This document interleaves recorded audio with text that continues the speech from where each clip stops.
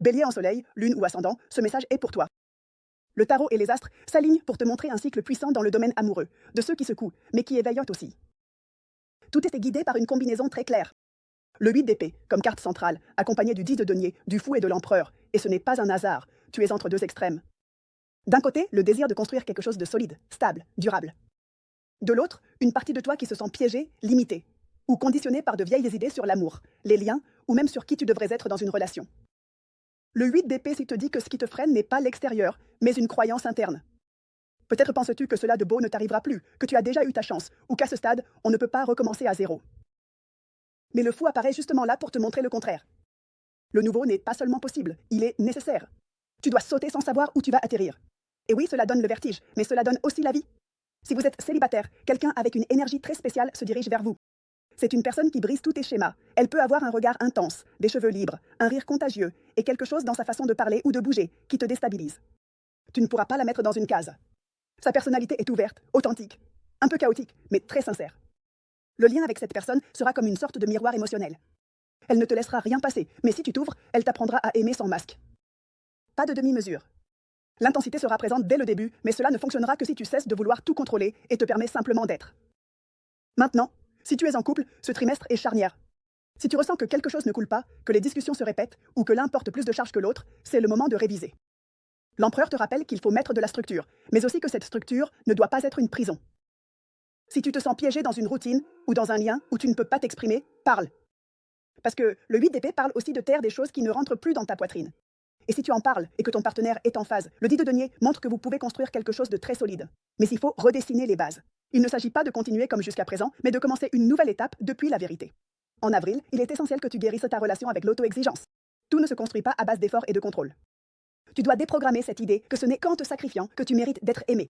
Et si tu es en couple, le travail est conjoint. Guérir la manière dont les responsabilités sont réparties, remettre en question les accords qui ne vous représentent plus et vous permettre de nouvelles façons de vous lier. Astrologiquement, l'éclipse solaire dans ton signe le 8 avril. C'est un portail brutal pour redéfinir qui tu es et ce que tu veux. C'est un moment de réinitialisation énergétique, alors profitant pour lâcher les rôles, relations, masques ou habitudes qui ne te conviennent plus. Vénus en Gémeaux, à la fin avril. Active ton besoin de parler, d'explorer de nouveaux désirs, de mettre des mots sur ce que tu taisais auparavant. Et Mars en Cancer à partir de mai te connecte à des émotions plus douces, même si tu as du mal à les montrer. Tu n'as pas besoin de démontrer de la force tout le temps pour être valorisé. Ton numéro guide pour ces mois est le 72. C'est un numéro d'expansion spirituelle, de connexion avec les plans de l'âme et de décisions importantes. Si tu vois ce numéro, c'est un signe que tu es sur la bonne voie, même si tu ne comprends pas encore tout. Celui qui t'accompagne ces mois-ci est le maître ascensionné, El Moria. Son énergie est ferme, claire, alignée avec le rayon bleu, qui représente la volonté divine et la confiance en ton propre chemin. El Moria travaille avec l'action guidée par l'âme. Il t'aide à prendre des décisions importantes depuis un lieu authentique. Ses couleurs sont le bleu profond, le doré et le blanc. Tu peux te connecter avec lui en utilisant la pierre de lapis lazuli, en allumant une bougie bleue, en écrivant tes intentions et en répétant son décret. Je suis la volonté divine en action. Conseil de Feng Shui pour toi pendant cette saison. Active la zone sud-ouest de ta chambre ou de ta maison. Cet espace régit l'amour et les relations. Place des objets par paire. Évite les miroirs en face du lit. Et utilise des couleurs comme le rose doux, le rouge atténué et le blanc pour inviter une énergie de connexion, de calme et d'harmonie. Un avertissement. Ne retourne pas à un lien juste parce qu'il te manque. Si tu as déjà vu que ce n'était pas pour toi, ne te trahis pas. La nostalgie n'est pas un signe, c'est juste une émotion passagère. Une bénédiction. Si tu te décides à choisir à partir de la nouveauté, tu vas ressentir une sensation de liberté émotionnelle que tu n'avais pas expérimentée depuis longtemps.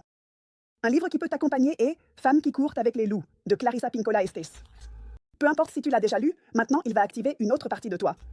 C'est un voyage pour retrouver ton instinct, ton désir, ta sagesse intérieure, et c'est la base de l'amour, en bonne santé. Une chanson qui te donne de la force. Unstoppable, disait-elle. Quand tu l'écoutes, souviens-toi qu'il ne s'agit pas de devenir dur, mais de revenir à toi, de sentir que tu peux être seul. Mais choisir de ne pas l'être parce que tu veux partager, non, parce que tu en as besoin.